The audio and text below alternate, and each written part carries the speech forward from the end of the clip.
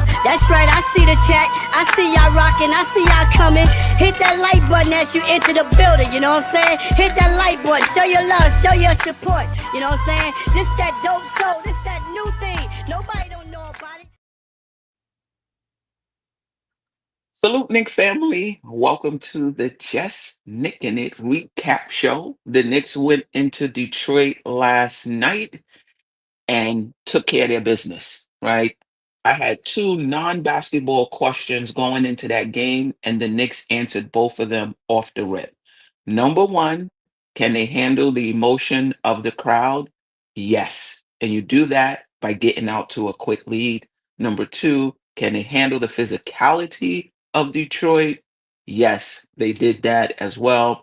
The final score was closer than the game, and we'll talk about that as well. The Knicks got out to a fast lead, and they answered every Detroit run in that game. The resilience, the execution, the the force, the adjustments were on full display last night, and we're here to talk about it. I'm with Geoff Klafter from the Happily Ever Klafter Daily Sports Blog, and also a resident panelist of the Just Nickin' It Weekly Show. Jeff, We got one. we got it. We Woo! got it. And I like the way we got it as well. Shout out to the chat, by the way, Wonder Woman on Diaz NYK, David Smith, and those that's going to join us later. Jeff, how you feeling? Yeah, about the I'm game. stressed. I'll tell you, the winner of this series is my cardiologist.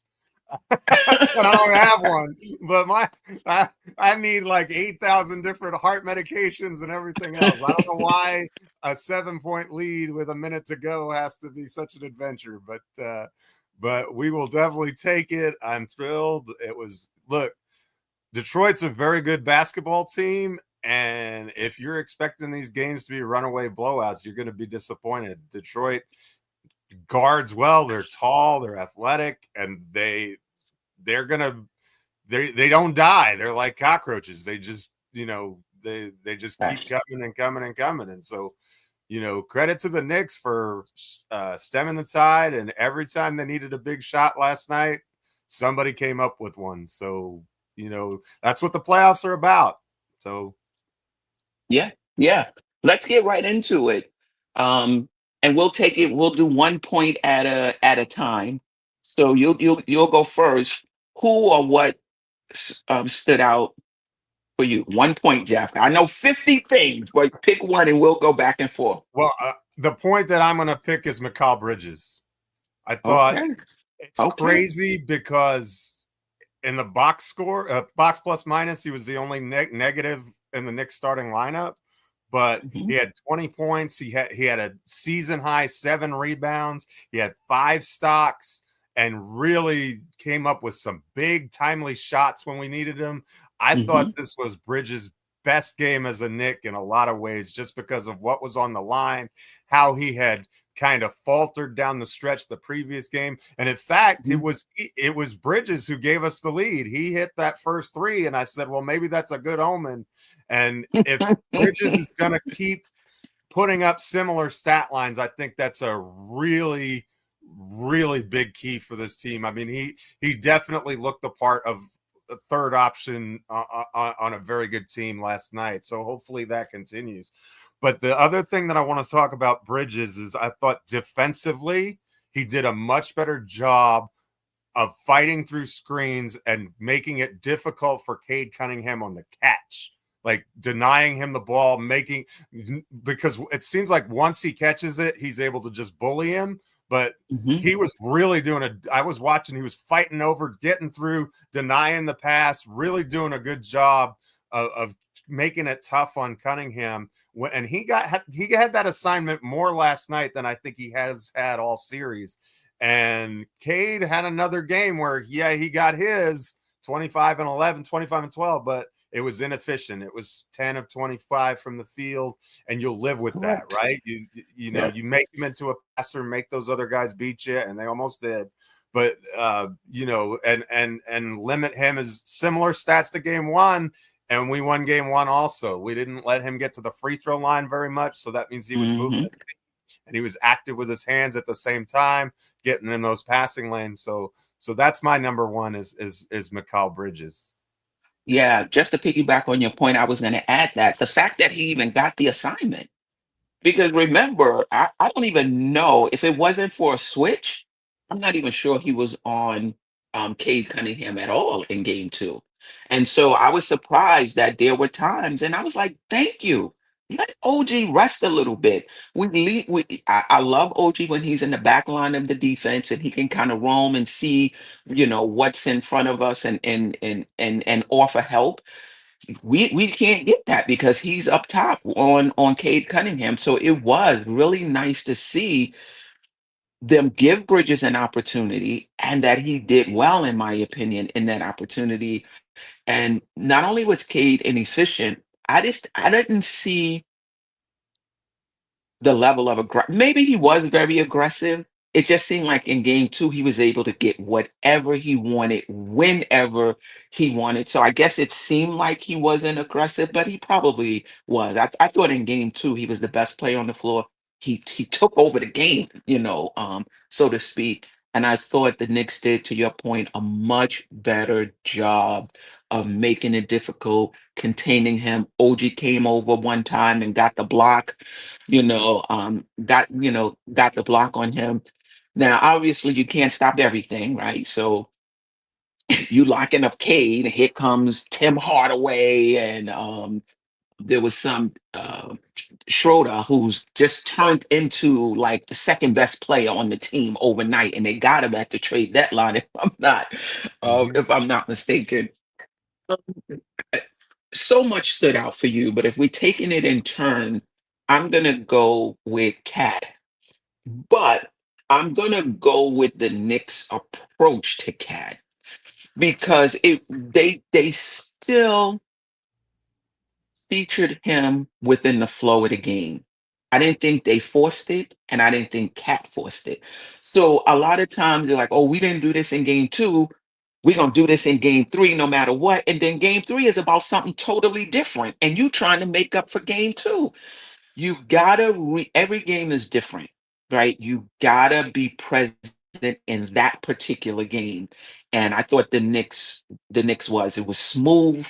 You know, when he had the mismatch, they went to him, they got him in transition, like trailing threes. I know Ajay is happy this morning because he always wanted Karl-Anthony Towns to take more threes. He took 8, if I'm not mistaken, and he was 4 of 8, and they were deep as well.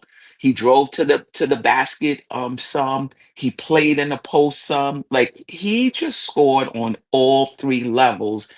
And we'll talk about this a little later in terms of late game execution. And I know Jeff, I know you were jumping up in your living room down the stretch when they were spamming the Brunson Towns pick and roll, just repeatedly going to. They could have did that much more throughout the game, but it was great to see them close the game with that. Anything to add about Karl-Anthony's talent performance and the Knicks' approach to getting him involved? I'm so glad you talked about the Brunson Towns picker. The 1-5 pick and roll is unstoppable. They didn't do it enough, in my opinion, but I will say this. I think 18 shots isn't enough for Towns, especially on a night when he's got it going. You know, I said Cat's not Pat, and then he brought the Patrick Ewing move to the table last night from that baseline, and I was losing I was like, I love that shot. It was like bringing me back to my childhood days in a good way. I was loving that, but shout out to Towns. I mean, not just the offensive display, though. The 31 points were certainly important, but I thought he was a big tone setter as far as the toughness and stepping up and showing that he's not soft. And let's not forget that blocked shot that he had on Cade Cunningham down the stretch. That was huge. It was massive. OG slipped, I think, and got beat, or maybe he just got his ankles broke, whatever you want to call it. but he slipped and Towns was able to recover. And I think he did that twice down the stretch, and both were huge. So yeah, big shout out to Towns for showing all of his bag last night. Everything was on display, and he needs to rebound a little bit better though. Only 8 boards from him, but I agree with that. overall a great game. Yeah, and the next one -3, 40, 43 in rebounding, but you could tell that they were making a concerted effort. Brunson had 7, Hart had 11, Bridges had 7 rebounds in that game. To your point, I'm talking about Bridges. Bridges, his all around game last night was on full display. But yeah, I do agree. Towns needs to rebound better.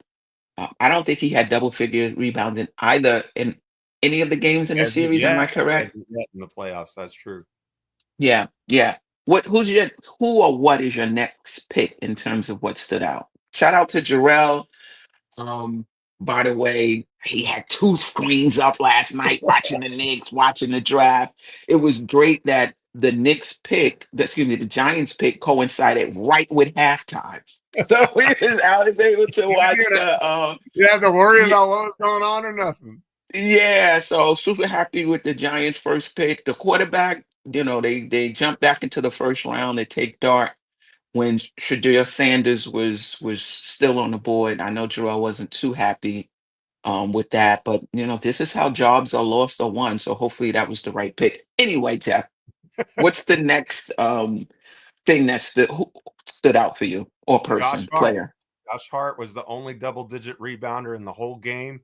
I think he had 9 assists too. He only scored 6 points, but I'll give him credit for this. When he had a wide open 3 and early in the game, he took it. He didn't make it, but he didn't hesitate on it, and I'll live with that. We need that kind of Josh Hart game where he just takes advantage of what the defense is giving him and makes them pay for doubling off of him and doing those sorts of things. So I really thought that Hart, he didn't get his triple double. Brunson was actually, I think, closer to a triple double than he was, believe it or not. But yeah, just a big night from Josh Hart. One of his best games of the season, really. And the funny thing about that is I think I was one of the ones saying, well, maybe we need to, remove him from the starting lineup. Well, that's last night is why you keep him in the starting lineup, is because of the things that he can do. And he really made an impact on that game last night. And that's what Josh Hart needs to do every night. Like that's his role, to just be all over the place, rebounding. Defensively, he was all over the place, helping. I think I don't know if he got the hand on the ball. It was something with him and Tobias Harris. I think it was in the first half, and that big play he made to get us the ball. And let's not discount that when Towns gets it going, you can't you can't play him with a small. Now you have to take your big off of Hart and put it on Towns, right? Now, Hart is playing somebody, his size, so to speak. He's still a little undersized, but you know what I mean. You can't hide a big on him, and and I talked to Freezy about this yesterday. You know, Hart hurts the spacing, and my question was, what are these other teams doing? Right? Because no, every team is not playing 5 out. Every team doesn't have a shooter at every position, and somehow their offense looks way better than ours. You cannot tell me that it's just because Hart can't shoot that our offense looks the way it does. And last night, our offense looked so much better, even though Hart, a non-shooter, was in the game. And I get it. Going 5 out, at least offensive, we're at our best offensively. And I think any team is, but definitely us, because of our skill set, that everybody can pass, shoot, and drive when we're going. Well, Deuce is more just a shooter, but still, When we're 5 out, that's our best offense. But for whatever reason, Tom Thibodeau reason, he has Hart in there, and clearly he feels that what he brings outweighs the spacing. Your offense can't be a shit show because Josh Hart. Like, I'm not going to put all of that on Josh Hart because last night with Hart, it looked so much better. The Knicks need to cap that. Now, I get it. It's Detroit. So there's going to be other teams where, you may have to go 5 out at times, but I'm still holding to my belief that even when Josh Hart is in the game, the offense can look better than it does. Your thoughts, Jeff, on that? Yeah, I definitely agree that the offense can look good with Josh Hart in the game. I think a big difference was we made shots last night, like 3-point shots. I'm talking about. Other than Brunson, who had a terrible night from beyond the arc, 1 for 7. Every 1%. other Knick was pretty much, and Hart himself was 0 for 1, but every other Knick was really good from beyond the arc, and that makes a difference. Like if OG's hitting shots, Mikal's hitting shots, and you have to stay with them, and Cat's having a big game, then all of a sudden all that space and Brunson can do more. And I've said this all year, but the Towns Hart pairing is really good. Like there's something about having those two. They have a synergy on the floor together that is outstanding. So there's something about that pairing that just seems to work. I don't have my thumb on exactly what it is, but the fact of the matter is we need Hart in the game because he's our second best rebounder, really. I mean, Mitch is a quality rebounder, but if you're talking about total rebounds, I mean, I get it. He doesn't play as many minutes, but most nights, Hart rebounds like a big, not like a small. And so, in a lineup where Bridges is typically not a good rebounder, though he had a good night last night. OG is not a good rebounder. You're not going to expect Brunson to get showed a ton that of last night. He again, he had a bunch last night, but he only had 2. Oh, OG, yeah, but Brunson had 7, is what I meant. Yes, Brunson had 7, correct. Brunson had a good night on the glass. So, but you're not going to rely on 3 of your starters to be good rebounders. Well, that means that position's got to be a plus rebounder. And so if you're putting in a Deuce McBride, a Campaign, or somebody in that role, then you're really asking for trouble because you're not going to get rebounds. We've seen that. So, from a rebounding perspective, I think he's vital. We did see a little bit of the double big lineup, which is another way to circumvent that. Interestingly, Mitch had I think he was second worst on the team, maybe worst on the team in who's that? Minus Robinson. I think it was -7, which surprised me when I was looking at the numbers. I thought he had a better night than that, but I mean he had a couple steals and 4 rebounds, but he and Campaign were on the floor together a lot, and that didn't work. Well, the bench was bad in general. If you want to know why those guys don't get extended minutes, it's performances like last night that do that. And when you're creeping your minutes for your starters up over the 200 mark, that's fine for today because you got a couple days off, but we play Sunday and Monday. So we're going to need something. I don't know why we have a back-to-back in the middle of the postseason, but that's crazy to me. Wow. I didn't know that.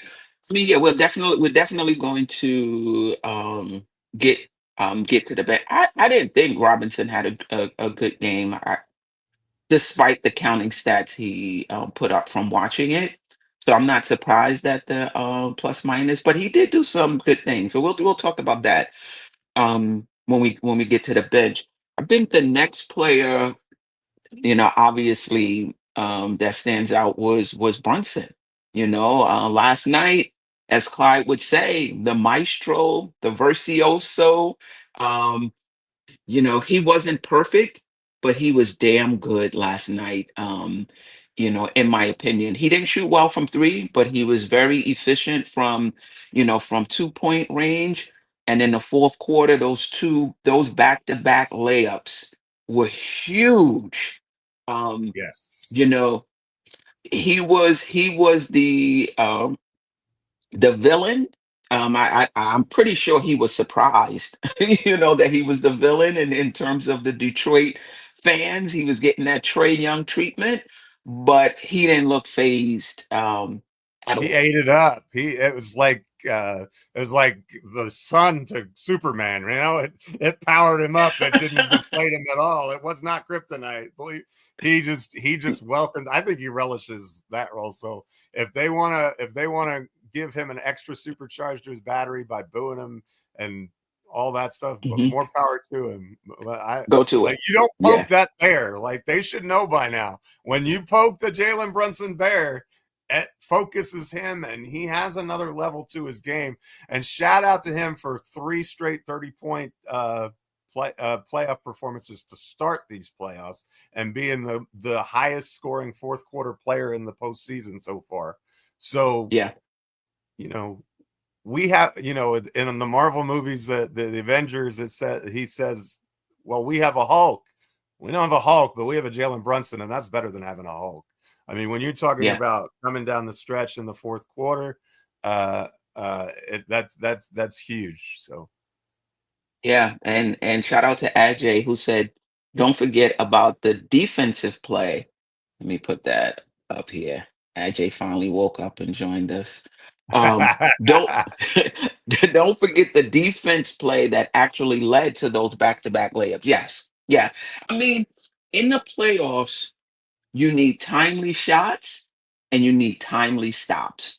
We didn't play well in game two, but just imagine where we would be right now if we got those timely shots from Mikal Bridges, one or two of those. And where would we be right now as Detroit is making their push down the stretch, the timely rotation and block from Cat, and then that timely defensive play from Jalen Brunson. So, what you score overall is good. Your defense overall is good. I'm not discounting that, but there are particular points in the game where a shot is magnified. We just need this right now. And a stop is magnified. We need a stop right now. And the Knicks were able to do that with two of their worst or below average overall um, defensive defensive players, so kudos to Brunson, just that right mix between him and Cat, his decision making. I didn't think he was trying to take it personal in terms of the matchups he had with Schroeder or Thompson. He wasn't perfect, but again, he was good. Anything else you wanna highlight that stood out for you, yeah, last night? Jaylen had 9 assists and just 1 turnover. So I think Yes. that speaks to what you're talking about. But one of the other Mhm, things that I do want to talk about, the assist total was still kind of low. We only had 22 on 40 made field goals. So it was still, I mean, and I know it's fine to me because it wasn't just straight Brunson ISO. It was that Cat Brunson pick and roll, which is, mhm, not necessarily always going to lead to assists, but sometimes that just frees up Brunson to get to the basket or whatever, and so it created some mismatches. So I would kind of like to see 30 is our magic number when it comes to assists. For whatever reason, when we have 30 assists, we almost always win.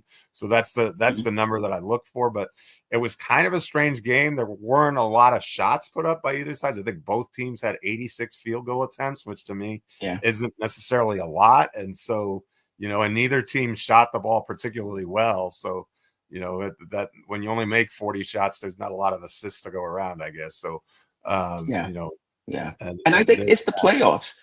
The pace, I mean, I'm surprised the Knicks only got 80 shots because, well, maybe not. They were pushing the pace. Like, they weren't walking the ball up the court. Like, they were trying to get the ball up quickly, get into their sets quickly. But just overall, the things slow down in the playoffs. The physicality of the playoff shots are hard to get. So, I'm it worked out. It worked out for the Knicks. Um, a few things about the just the team, overall getting out to the fast start again, pushing the pace, playing a little faster. I don't know what the final pace was, but it seemed to me from the eye test that they were pushing the ball. Getting out to that fast start was so important to just take the energy out of the crowd or at least delay the energy from the crowd because when Detroit went on their run and went up by four, the crowd really got into the game. But I thought that was important. But the Knicks answered every run. Whatever Detroit did to get back into this game, the Knicks were back up again by 8, back up again by 9, back up again by 14. And some people will get on the Knicks for not holding a lead, but I just feel like that's just the NBA. It is a game of runs. Detroit is not gonna lay down at home. This team is gonna fight tooth and nails to the end. So if there's an expectation that the Knicks have a 14-point lead and they're just gonna blow Detroit out and hold that lead to I wasn't expecting that at all. You know, to me, it's more bend, don't break. They're gonna get back in the game. You're gonna bend this way, but you're gonna find a way to bring it in. Then they're gonna come back. You're gonna bend this way. You gotta get back in the game. And the Knicks answered every call. I thought that was every run. I thought that was impressive. Just your thoughts on the Knicks' ability and focus really to continually get back into the game and take the lead. Yeah, that was really impressive because I really felt like it was a prize fight last night at some point. Like each team would just flurry of blows and then it would go back to the other one 9-0 this way, 8-0 that way. It really had it was a really excellent game in my opinion. It had a lot of big shot making, a lot of drama, a lot of tension, a little bit of chippiness, which is the playoffs. I've got no problem with that. But if you're going to instigate the chippiness, you can't cry when you get punched in the mouth. Come on, Detroit, Right. better. But I got no problem with you being the bad boys, but you can't be the bully on the block and then you take a punch and then you're like, what? No, that doesn't work for me. You gotta treat that different. But yeah, it had a little bit of everything, and the Knicks really were able to respond. But at the same time, I think there are issues. I mean, because really, this is kind of how we won games all year long. You had 4 guys who had 103 of our 118 points or something like that, and so you're putting a lot of stress and a lot of burden on those 4 individuals in particular. And are you going to be able to get enough out of them on a consistent basis? Like we had 4 scorers with 20 points or more and 2 with 30. Is that repeatable? Or, I'm not sure that it is. So I think that Cat and Brunson are definitely unstoppable, but I think that we do need some more from Deuce McBride, who only had 9 minutes. I understand, but there was a reason he only played 9 minutes. He didn't play that well when he was in there, but we need him. We need more from him. We need more from Campaign, and Landry Shamet wasn't in the game long, but we didn't get really anything out of him either. So, at some point, I think we're going to, I don't think leaning on 4 guys is sustainable. I mean, look at Boston. They always have a guy like Peyton Pritchard or Al Horford or, Sam Hauser or whatever, they'll pull somebody off the street and they'll hit 10 3-pointers, and so, I really feel like the Knicks need to get more out of their bench and those guys have to step up and play well. And didn't you feel like in the second quarter, we got in a little bit of that sloppy, business again, like when Detroit kind of made that run that we had like a fast break opportunity and Bridges missed the dunk, and that was like the end of like 3 or 4 bad passes in a row on both sides for both teams. So it was kind of like, I don't know, they kind of lost their composure down in that stretch. But then when they went down 4, then they had that huge run with the 21-3 or whatever it was to close the half. eerily similar to the 21-0 run we had at game one. So we know that we're capable of those big runs against this team. If we stay focused, we push the pace, like you were saying, we get out in transition, we don't let them set up defensively. And all that starts from either getting turnovers or getting rebounds, right? You have to do both of those things. Because if you can get the rebound, then you can push. If you're just taking the ball out of the basket, allows them to set up and they're going to pressure. They're going to, I mean, they'll pressure you. Not, they don't ever let the Knicks just dribble the ball up the court. They always send an escort, as far as I can tell. Sometimes two. Yeah, I think. I mean, I think sloppy play happens. Sometimes. Well, sloppy play. I guess I should say there are going to be times in the game where things don't go the way you want, and you're not executing well, and you got to get out, outside of yourself. And I think that's on, the Knicks were able to regroup, you know. Shout out to Tom Thibodeau, who was very quick with the timeouts. Like, one thing a coach can do is call a quick timeout to stop any momentum that the other team may have. And I thought Tom Thibodeau was really good last night. Like he didn't wait too late to call the timeouts. They went on a little run, a little mini run. Timeout, time for us to regroup or reset is the Nick term this postseason. So I thought he did a really good job with that. But getting back to the bench, I think it's the chicken and the egg. Is it that they're not getting enough minutes to show what they can do? Or is it that in the time that they're in there, they're not doing much?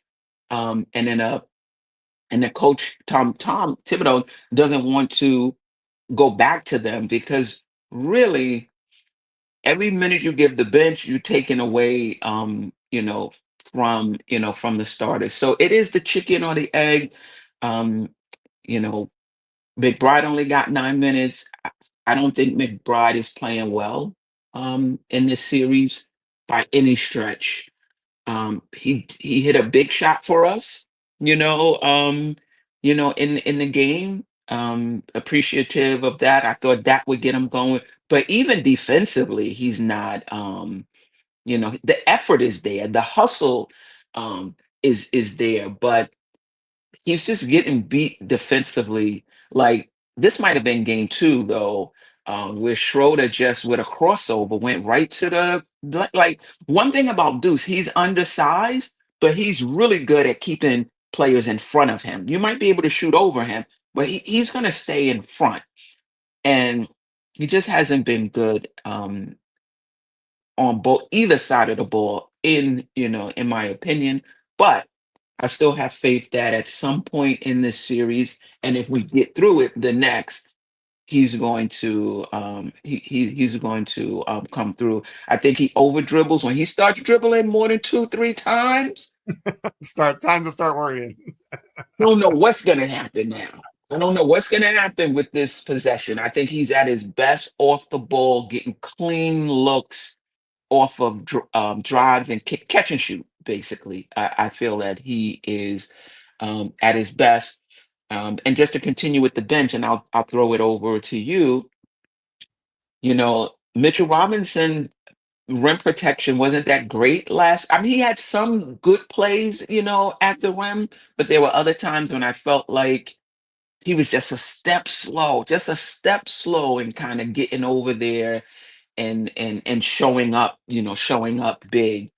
And then on the offensive end, I don't know, maybe it's on the Knicks to just not give him these slip passes. Like if it's not up high or lob, just don't do it. They've tried to catch him a few times, roll into the basket with these like slip passes, not even bounce back, like slip back. He just can't handle them. So it's up top or nothing when it comes to Mitchell Robinson. And Shamit wasn't in there long enough to do anything. Campaign got more minutes last night. I forget how much, but He got 9 minutes. I'm pretty sure. 9 minutes. Campaign is playing strictly behind Brunson, and Brunson is going to get a lot of minutes in the playoffs. Now, if you want to give him more minutes, now you gotta bring him in for Bridges.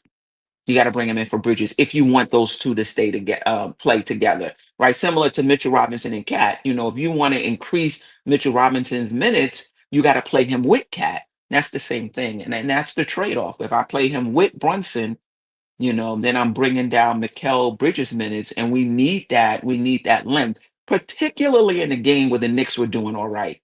I think in game 2, where everything is going wrong, nothing is happening on offense, you give Cam a look, to see, if he can change things. But last night, I don't think there was any reason to do anything but strictly play him behind Brunson. Your thoughts on that? I think that's accurate. I like that take a lot.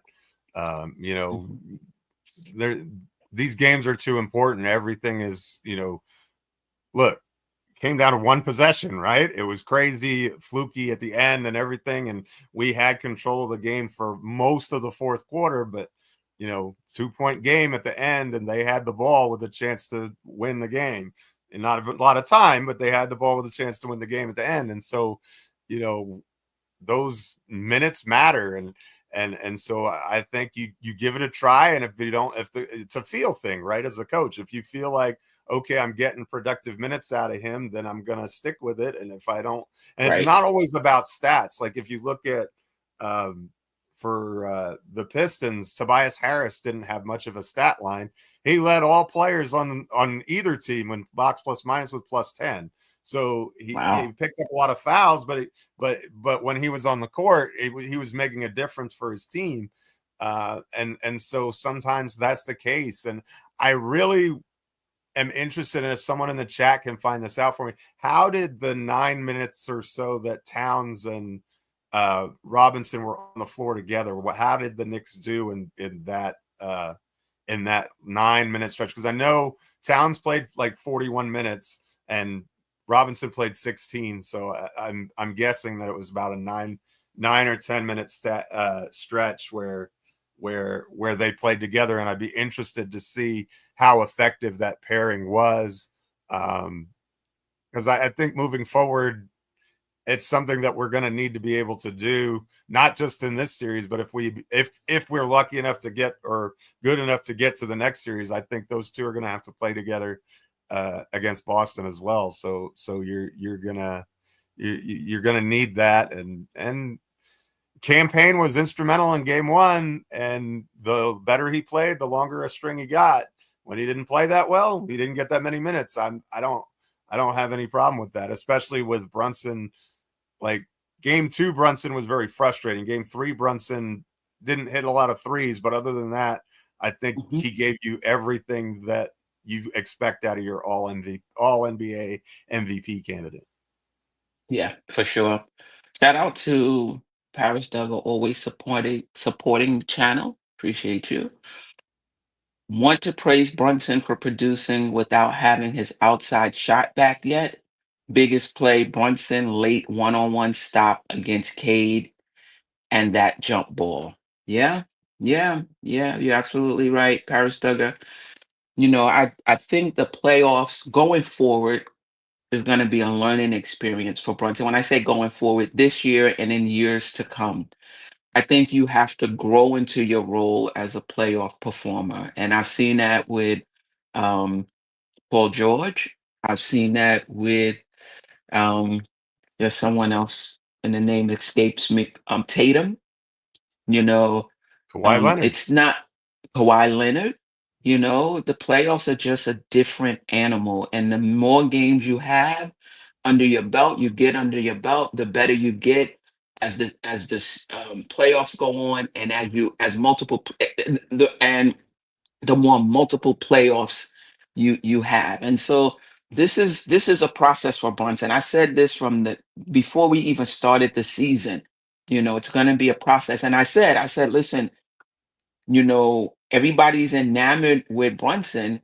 He hasn't gotten that treatment yet that, Embiid got after multiple years in the playoffs, that there was some Tatum got after multiple years in the playoffs. Like we in this love affair with Brunson, but there's gonna come a time if the Knicks keep getting put out of the playoffs, that the heat is going to turn up on Brunson. And we're seeing that already. The first playoff, 3 playoff games for this group, as a whole. And we're seeing that. I'm talking about as far as the fan base and the criticism, the heat is turning up on Brunson, but it's a process, he's a lead guard, you know, um, on a team with options, and he has to figure out when to score, when not to score. And it's not always perfect, but it's good to see the way he handled this game shows me what's possible with Brunson going forward. And every game is different.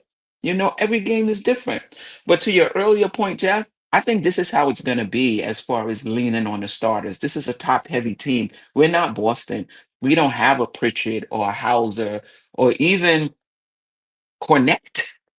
You know what I mean? So Yeah. I think we're a top heavy team. We're going to count on our starters game in and game out. I don't think it's going to be as even as it was 30-30, 20-20, with Josh close to a triple double. Like, it's going to be different combinations, different games. But until the off season, when we can find like consistent bench help, and I hope that's number one on the list for the Knicks. Number two, I wouldn't mind Josh Hart going to the bench, but not for anybody else that we have on this team. But if the Knicks can go out and find somebody and move Josh Hart to the bench, I'm definitely with that. But I guess that's off season. I guess that's off season. It's just game 3. Let's not. It's just we can push game that to 3. the back burner. We doing roster construction and stuff like that. But I think Heroes you are make bad. a good point. Yes. I think you make a good point in that I think Jaylen Brunson's muscle memory with this team is to be a scorer, right? Because in the playoffs, because think about that Miami series. He was the only one getting it done. And then he had a similar experience last year in the playoffs at times. And so I think that he's in the, you know what I mean? He's in the, okay, it's playoff time. I've got to get in my scoring. And he's scored the ball. I mean, he's averaging 30 points per game, over 30 points per game in the playoffs, which is awesome. But not all 30-point games are the same. I thought his 37-point game in game 2 was much worse than either one of his performances in game 1 or game 3. And I thought game 3 was his best performance so far in the playoffs. And I don't think that's going to change, because I actually think when you spam that pick and roll, that gets better shots for both guys. Right. And so imagine a similar night for Brunson, but he goes 4 of 7 from 3 instead of 1 of 7, right? He was really good in every aspect. Like he made 11 of 13 free throws. I think he did. He got to the line a bunch. He had that dynamic layup where he pushed the pace in the final minute that you talked about. That play just. You want to talk about one that got me jumping out of my seat? That one really got me charged. I was like, that is incredible. I mean, he just took it upon himself, and he just out hustled everybody down the court. And that wasn't the easiest finish in the world, because there was a defender there, and he goes high off the glass and puts it in. So it was really, really something from him. And so just, we need it though. I mean, your stars have to shine the brightest, and our one advantage over the Pistons really is that we have 2 legitimate all NBA players, and they have 1. So Facts. that you got to take advantage of that at every opportunity. Yeah. What do you hope the Knicks learned in this game, that they can carry into game 4, or that you would like to see them carry into game 4? And then I'll get to the chat. Shout out to the chat. Everybody's there. I'll get to the comments in a few. The toughness and the energy has to be there from the tip. Like, the Knicks came into that game ready for a fight. Like, they were not going to be intimidated. They weren't going to back down. They were ready to roll right from the gate. I think nerves maybe had something to do with it on the Pistons side. They missed a lot of shots early on, but I think the Knicks got into them a little bit defensively also. But really, when we're focused, when we're laser focused and on us, on what we do, and we don't let the officials bother us, and we don't let the chit chat bother us, and we don't let all this other nonsense that's not basketball, we don't get distracted by any of that, we put together stretches of really good basketball. So what I want to see, I don't think the Knicks played their best game in game 3. I think there's a lot of meat still left on the bone. We didn't shoot a terribly good percentage. I mean, we were okay from 3, but we weren't great. We did hit our foul shots, which was massive. We need to continue to do that. But I think that there's a lot, even with the Pistons as good as they are, I thought there were several I thought there were several places where the Knicks could certainly improve. And one of those is just kind of like, we have these lulls where they are able to make these sustained runs. And I think if we can shorten those up and just have a comfortable like 10, 11 point win where they can't just like every possession matters. Like, and that's the playoffs. It may not be that way. I mean, the Sixers series that we won in 6 games last year, every game seemed like it was on the edge of a knife. So it may just be one of those series, because this is a very good basketball team we're playing. And I think it's wrong to disrespect them, and I think it's wrong to underestimate them. So I think that those days are past, just because this has been such a struggle in a street fight. But I want that intensity, that fight from the get-go, and I want to see it at the start of the third quarter too. Like, not just at the start of the game, but we've had a lot of bad third quarters against Detroit, well, in general. And then last night it was actually the fourth quarter that got us. I mean, they made a run in the third quarter, but we stemmed the tide. We got it back to 10, and then the fourth quarter we had we had multiple lapses, let's say, in the fourth quarter, where we allowed a lot of 3-point shots. Yeah. To piggyback off of what you said, the Knicks have an opportunity to win game 4. I think it's going to be extremely difficult, and put a stranglehold on this series and have an opportunity to close it out in game 5.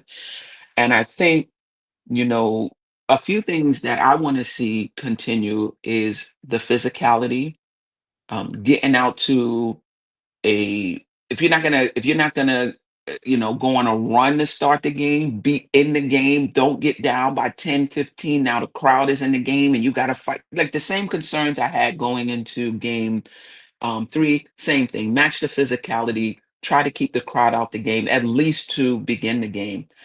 Continue the ball movement and getting everybody involved. Continue, see how they're playing Cat. Don't force it, but get Cat involved. More of the Brunson Cat pick and rolls. I The rebounding, if that can continue and even get better. Bridges being able to play Cade, I think that helps a lot when OG doesn't have to play him, and you can move OG around and he can be a back line of of defense. So, and hopefully we get something, from our bench. But if we don't, the starter's gonna have to, they'll have to show up big again in game 4. You know what? That you just said something that was really on point, and it's when Bridges can guard Cade a little bit, that gives you switchability between he and OG when you're on the court. So if they want to run pick and roll and stuff like that, you can switch and you can feel comfortable. If Mikal's getting beat like he stole something, then it's just okay, OG, you're on an island, you have to do the best you can. But if you can have that other defender, and I saw it all night, he was working his tail off to get through screens and battling, and that was something early in his Knick tenure that he wasn't doing at all. Like, but he's really making it a point, like he's trying to stay attached to his hip no matter what, and that makes a huge difference, because they did a good job of getting the ball out of Cade's hands last night. I know he shot the ball 25 times, but he became much more of a playmaker than he was in game 2. I think he only had 3 assists because he was getting everything so easy on his own, and he wasn't getting to the free throw. I don't think he had 3 free throws compared to like 13 in the previous game. So much better job defensively from everybody who covered him, moving your feet, not just hacking and whacking and getting him to the charity stripe. And what was an extremely physical and bizarrely called game. But I thought the game was better called than game 2. Clearly, I thought, yes. It was better called than in game 2. Game 2, I'm sure the officials look at tape too. I wonder if these officials looked at the tape from game 2 and was like, oh no, we gotta, we gotta clean this up. Let me get to the chat, some Jeff, and then we'll come back with your last words. Okay. Hello, good morning, good morning, good morning. 3 capital G blessings, health, life, and happiness to you all. Shout out to my Knick family, the queen and the captain. Salute, salute, salute. 3 capital S's. Shout out to Jay Boogie. Happy belated birthday, my brother. Appreciate you. Sherwin says Bridges is 6'6", about 190. Cade is 6'6" and 220, but is closer to 240. He's too big. I mean, Bridges did his thing last night, though. I agree with you. In game 1 and game 2, he just bullied Bridges. Unless I'm mistaken, somebody let me know if I'm wrong. I didn't see a lot of bullying of Bridges last night.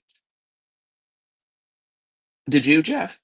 No, because like I said, I think it was an adjustment. I think that the adjustment was, let's not just, like, I think at the beginning of the series it's like, okay, you're just going to put him one-on-one, and that's when he got bullied. But here he was trying to prevent him from catching the ball, and if he didn't get that, then double teams were coming. And you know what's funny is we kind of took a page out of the Detroit book of how they like to guard Towns, in that we left Duren a little bit, and Towns was used as the help defender on Cade's drives, and not just Towns, Robinson also. So Duren had a nice night. He went 7 of 10 from the field, but I think that's kind of a reverse Josh Hart strategy, if you will. And I think it was pretty effective to send that second defender at him. And I love that I bring 2 to the ball with him all the time. He's very good, but he's a high turnover player. I think he had 6 turnovers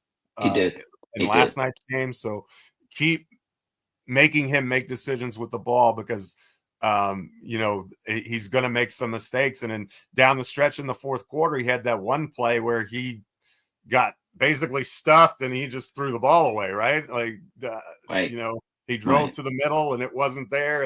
And some, I don't remember who it was, but somebody had the contest, and then there was nobody to pass it to. So, he just ended up traveling. So, it was. I will add to that. You can't tell me, I mean, Cat coming to the ball is strategic, but you can't tell me nobody rotate, like no one rotating to Duren. You can't tell me that's the play. Now, if you rotate, but he's too big and he's too strong, it's like nobody is there. Like you can't just give up. You just can't give up.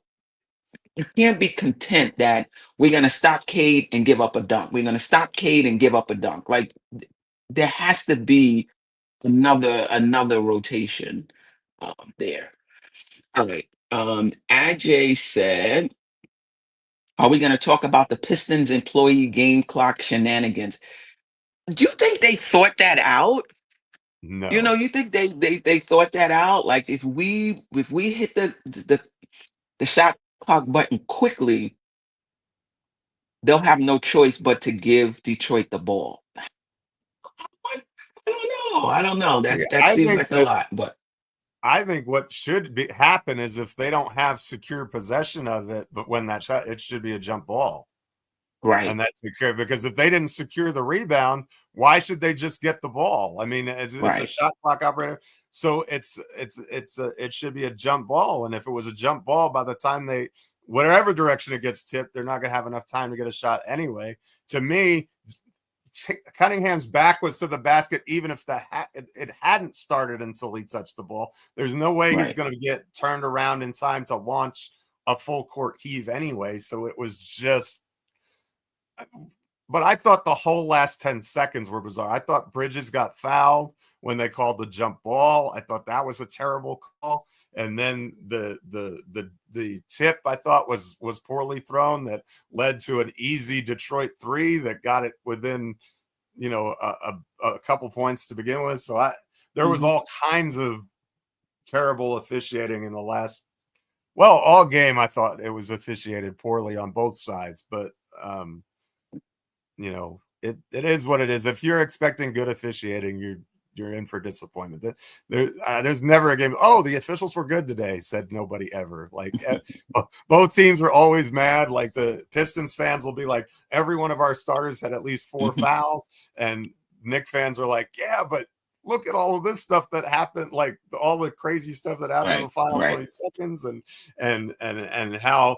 Well, every time there was a confrontation, it seemed like the Knicks got a technical foul and and they were shooting free throws. And it's like, wait a minute, I'm pretty sure that Reed threw a punch in there and he didn't. He just got 1 tech and we got 2. Where is the the fairness there? But I'm just glad. That would have been the worst nightmare ever if that somehow they found a way to win that game. Let's finish up the chat, get your last words, and get out of here. East Blue Drew, like playing Shaman and Cam, makes no sense if the shot not hitting.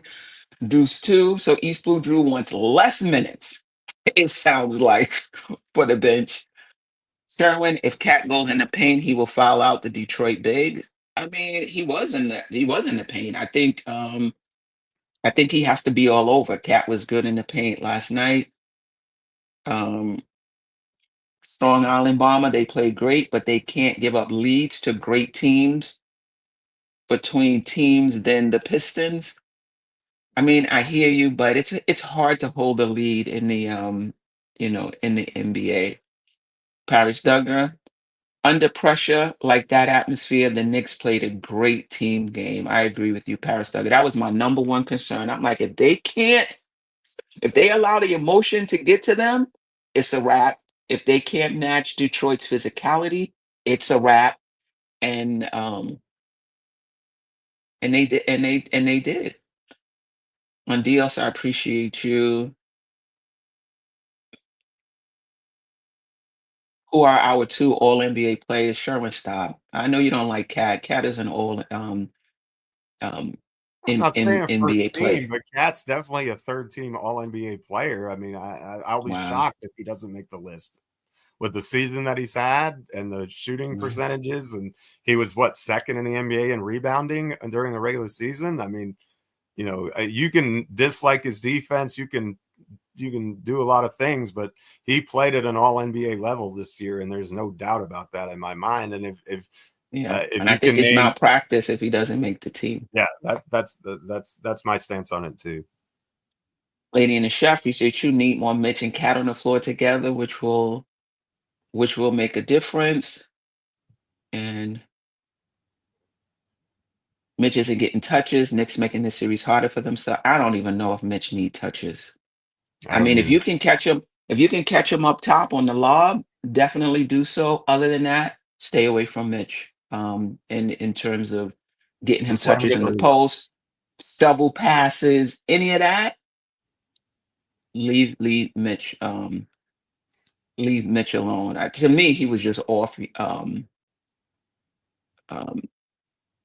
yesterday. But also, listen. And I don't think this is an excuse. He was super active in game 2, not so active, like a half a step slow on some of the rotations in game 3. He's still working his way back in. I still don't think the Mitchell Robinson we're seeing right now is not going to be the Mitchell Robinson we see the first game of next season. He's better if he's still here, right? He's better. I still don't think he's 100. I still don't think he's 100%. But he still got us 3 offensive rebounds. Mitch got hands like a defensive tackle. Oh boy. That's All funny. right.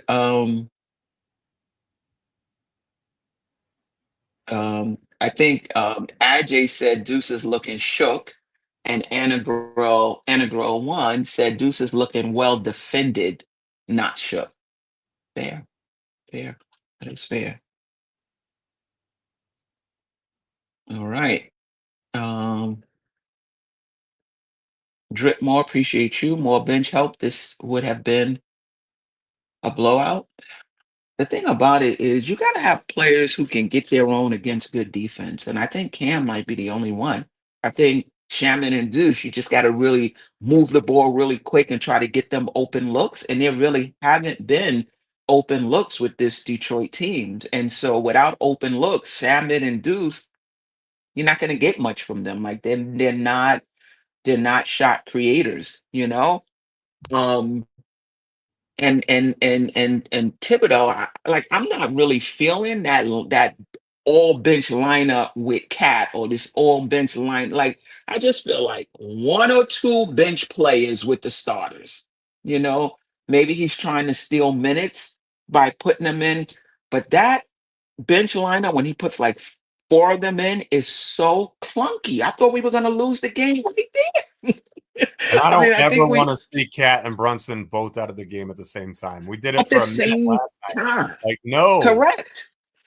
I agree. No, no, no. Gotta have I one of those agree. guys on the floor at all times. Think, Cat went out first. Brunson got in foul trouble. Okay, bring Cat back. We got to have one of them in the game. I agree with you. And I'm not a big fan of I don't know what the numbers say.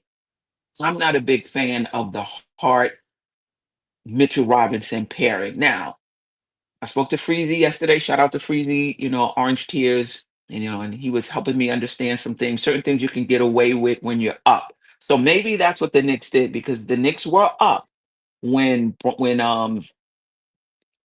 Mitchell Robinson and Hart were in the game together. I think we had like an 8-point lead or something.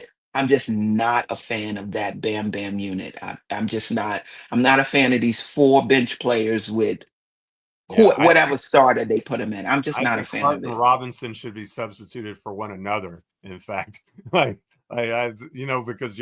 especially if you're sliding Cat over to the four anyway. Josh is our de facto four in Hmm. our side. I mean, you can argue OG, but I think OG plays much more like a 3 or a 2 than a 3, and Mikal at the 2. That's why I say Hmm. Hart is smaller than OG, but I think he plays the 4, especially when Mhm. OG's guarding Cade. Mhm. So Mhm. and with Mhm. the Mhm. rebounding, and everything. So I agree with you. I think that's where that's and I don't really want to see a Precious. Yeah, I think that goes for Precious too, because I think we need as many shooters on the floor as we can. Because look, this Detroit team closes extremely well, so you have to be able to you have to be able to score and compete. And as you said, we don't have other than Jaylen, we don't, and Cam, we don't have anybody on this team that creates advantages off the dribble on a consistent basis. Yeah, and I know this is an off-season conversation, but I think that's something that has to be addressed with either another player or Bridges expanding Bridges you know, um, role if they feel like he can do it. Brooklyn Butch, we should be talking about finding an answer for Schroeder. He has been an issue that has to be dealt with.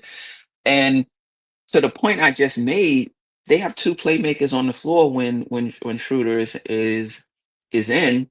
Schroeder and Cam, each of them that can run the offense, and they both have size, and we don't have that. I know there were some times when Deuce and Brunson was on the floor, I was holding my breath, but Deuce did a good job bringing the ball up the court against pressure. Shout out to him for that. But it would help to have another guard in the game. Like when you look at and every team is constructed differently. I get it, and they're making it work. But when you look at Cleveland with Garland and Mitchell, not Mitchell Donovan Robinson, Mitchell, fight it. Donovan Mitchell, I would love to have like another guard next to Brunson who's just as effective with the ball in his hand. And maybe again, maybe that's Bridges, and Devin we have to Booker. find a way to unlock that. Say that again. Devin Booker. Yeah, that would be great. Sherman says the shot clock person was not a Piston fan. All right. Bickerstaff is a complainer. He complained right. They talk about Brunson, and how he's crying for every call. I think Bickerstaff is right there with him. They had to have a bucket to keep his tears off the court. They had to catch him because otherwise they'd be mopping the whole time. He was the boo-hoo bandit. It was crazy. And I'll tell you what, that Schroeder is the biggest flopper this side of the Mississippi River. I want to tell you, they complain about Brunson all they want to, but like he does the Superman dive and gets calls. Like he just slide across the floor. It has nothing to do with the play. Right. Strong Island Bomber again. I like that Cat stood up for Mitch against Reed. I do too, but I thought that shove was a little extra and unnecessary. I like that he stood up for him, but I was like, please don't get thrown out for that. For sure. And that's a big time win for them. If Cat gets thrown out of the game with Reed, that's like, I think it would have been over the top had they threw him out. But I don't even want it close, to him being. Let's not risk it. I'm with you on that for sure. Yeah. Shout out to. Let me see if I can get it up.